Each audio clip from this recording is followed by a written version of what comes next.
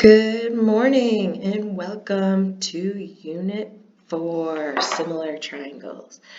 We're going to do some algebra review. Remember how to graph lines? Yeah, so remember this first number, or this number at the end, is our y-intercept, right? That's b, so that's where it's going to hit the y-axis. So 4 is our y-intercept, and this 1 over 2 is our slope, right? Y equals mx plus b.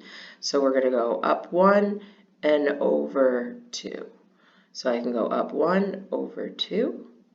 The same can be done on the other direction, but I'm going to go down 1 and to the left 2.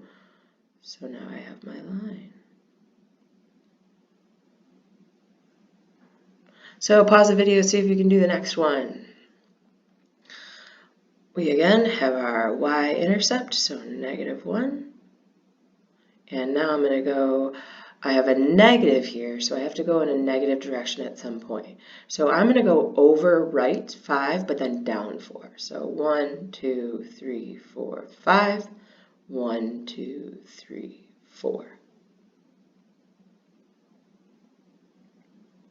And now I can go up 5, or up, left 5, sorry. 1, 2, 3, 4, 5, and up 4. 1, 2, 3, 4. So you just have to make sure you're going in a negative direction at one point. Oops, sorry. That's a terrible line, but you get the idea, right? I should be using the line tool. Don't judge. All right, so today we're going to be building our toolbox so that we can start doing some proofs. So we need to get some theorems and definitions down. So students will be able to define several terms and discover theorems needed to prove similar and congruent triangles, because next unit we're going to prove congruent triangles. So we're going to build our toolbox, start building our toolbox today. So just a quick reminder, remember to name the 3 things. We're going to review Unit 3. So the 3 things that must be true in order to have similar shapes, right? Well, we know that they have to be the same shape, right? I shouldn't have a rectangle and a triangle that are similar. So same shape, that's the obvious one. We also know that they have the same angles, right? Congruent angles. And lastly, is that we know that they have proportional sides, right? Proportional sides. They're not congruent sides, but they are proportional. It's the word of the unit, right? And then we can solve these proportions, right, by cross multiplying. So we have 15 times x is equal to 5 times 9, which is 45. And divide both sides by 15, we get x equals 3. Again, cross multiply, so go ahead and pause the video now and see if you can do the last 2 and then come back and check with me.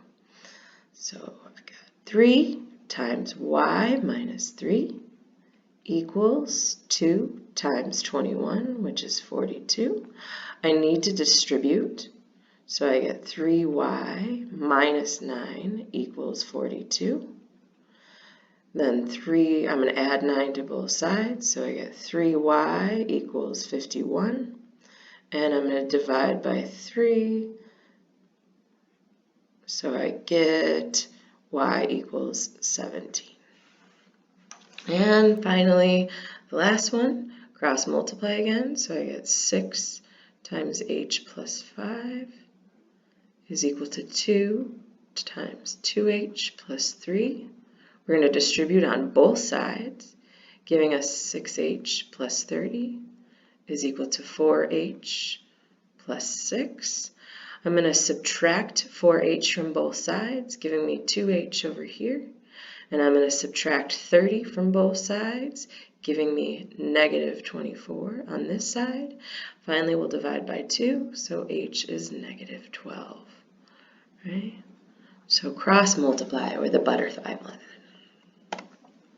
All right, so we have a toolbox that we're going to start building. If you would like, you can print out a hard copy of this toolbox so that you can fill it in as we go along. So it's on our haiku page on the first page. So So we're going to put some items in our toolbox that will help us prove similar and congruent triangles. We do not want to lose this toolbox, right? It's going to help us throughout the next couple of units. All right, so congruent angles and parallel lines. We can prove angles are congruent, right, once we know lines are parallel. Which ones of these do we know? Alternate interior angles are definitely congruent when lines are parallel, and so are alternate exterior angles. Corresponding angles, right, are always going to be congruent when lines are parallel.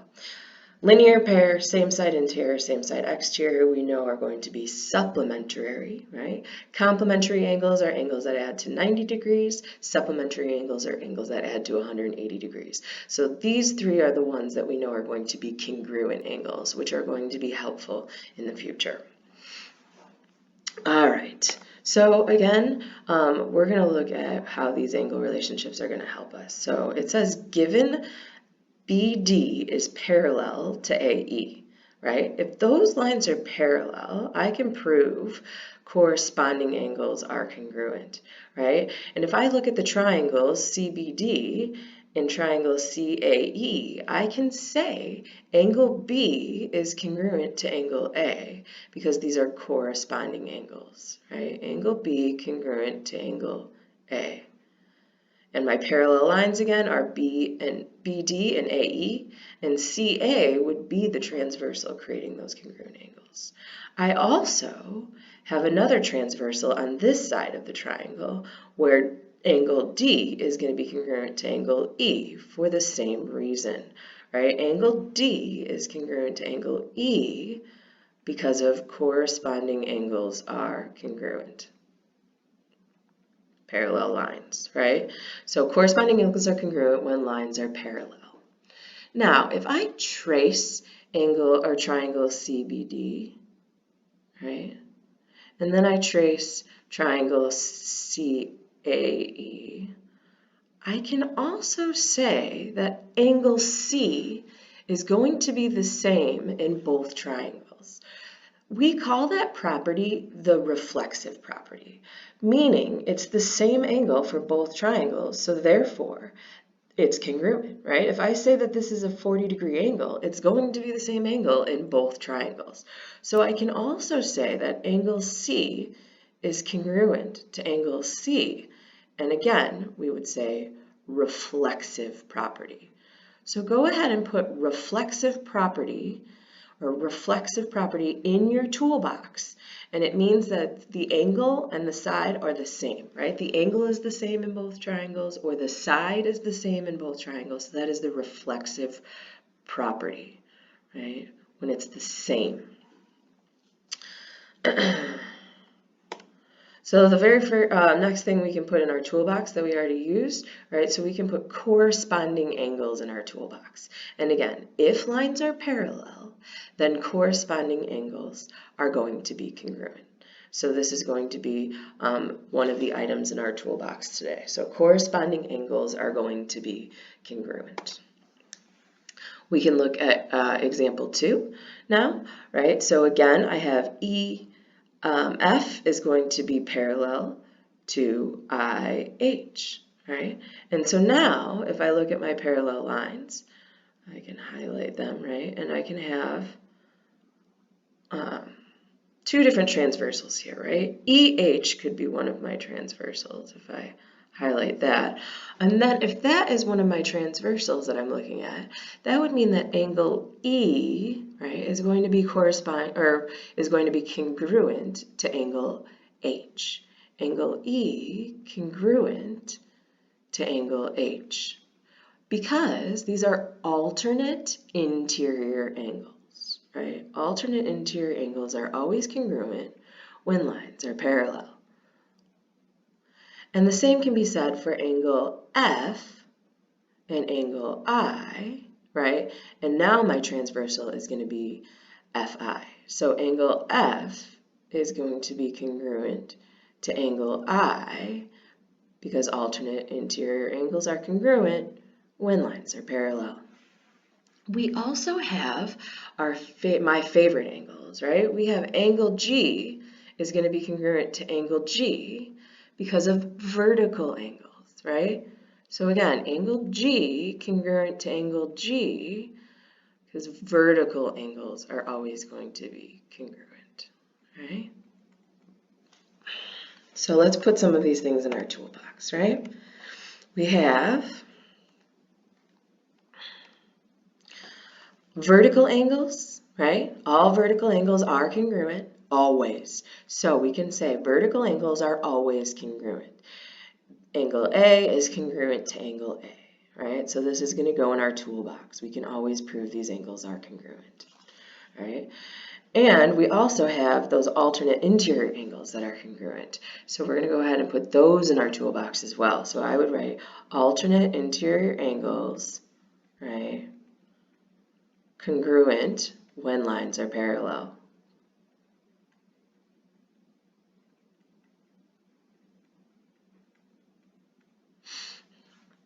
So again, we know that SR is going to be parallel to VU, and so I can prove angle R is congruent to angle U, right? Because we again have those corresponding angles are congruent.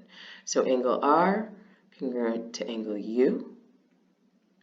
We also have angle S congruent to V, because again, corresponding angles are congruent.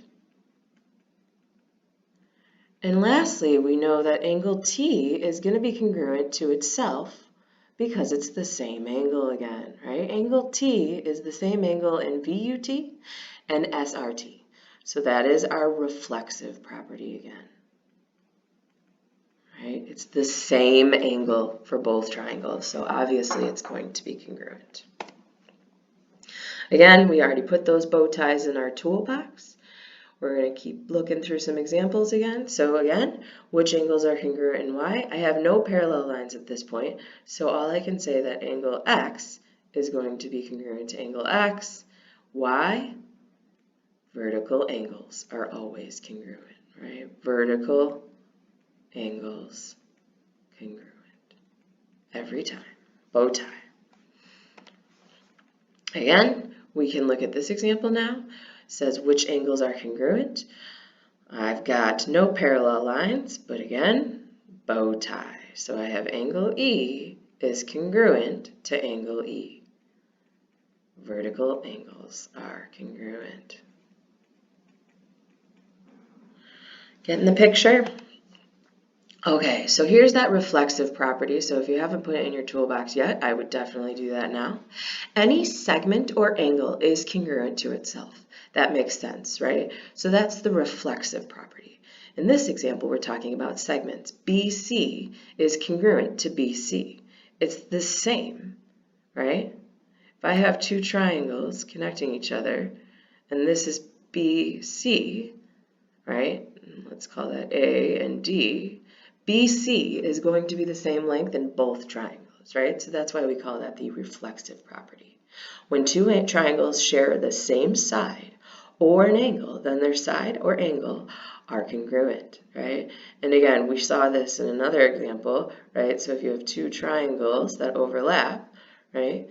Angle A is going to be congruent to angle A because of the reflexive property, right? That's the same angle in the ABC and in ADE, right? Same angle, same side, reflexive property. Let's take a look at one of these then. So again, I've got two triangles, and now I can say NM, right, is congruent to NM because it's the same side, right? If you trace those two triangles, LNM, right, and triangle NOM are going to overlap at NM. So N congruent to NM. It's the same, right? That's reflexive property. So again, we can look at this triangle, and so if I look at triangle VUL and NML, I can say angle L, right, is congruent with angle L by the reflexive property, right? That's the same angle in both the little triangle and the big triangle. Another example, right? Now I have side GE is congruent to side GE because of the reflexive property, right? That's reflexive property. It is the same side in both triangles. I also have parallel lines happening here, right? There's a little caret here and a little caret here, which means that I have congruent angles as well, right? I can say this angle and this angle are congruent. Let's call it 1 and 2, right? Angle, or FEG is congruent to EGH. And I can also say, right, because these lines are parallel as well, that FGE, or angle 3, is congruent to angle HEG, or angle 4. And that is alternate interior angles, right? So angle 1 congruent to angle 2, and angle 3 congruent to angle 4. Alternate interior angles are congruent when parallel lines.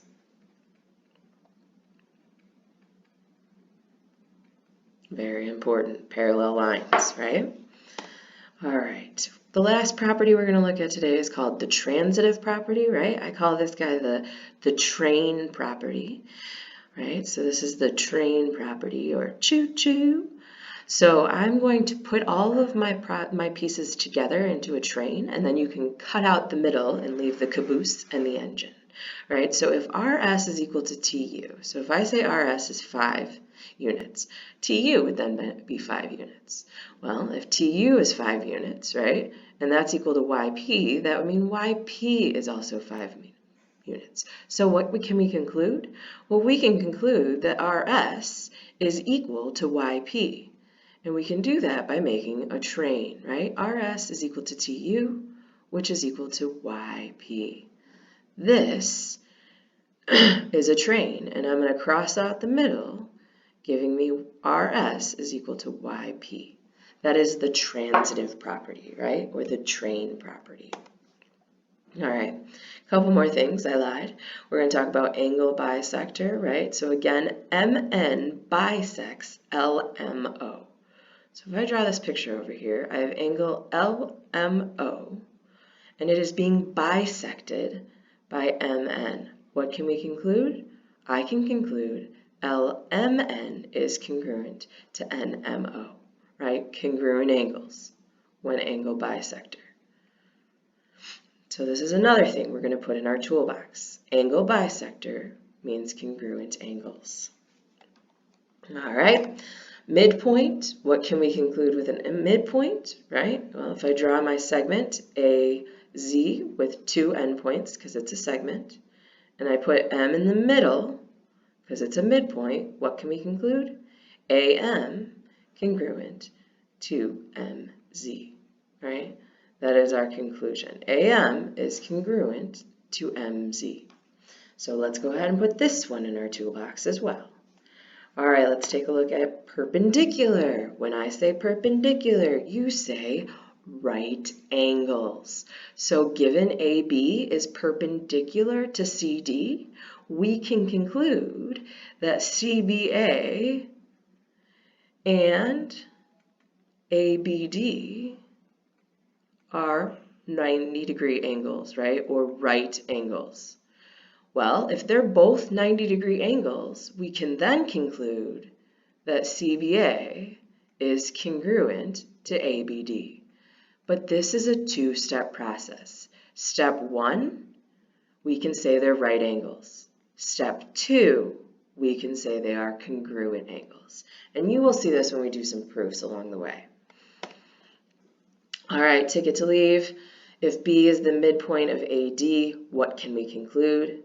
Again, if B is a midpoint of AD, we can conclude AB is congruent to BD, right? AB is congruent to BD. We can't conclude anything about EB and BC because it's only the midpoint of AD. All right, so we got our toolbox set up. Tomorrow we're going to start doing some proofs.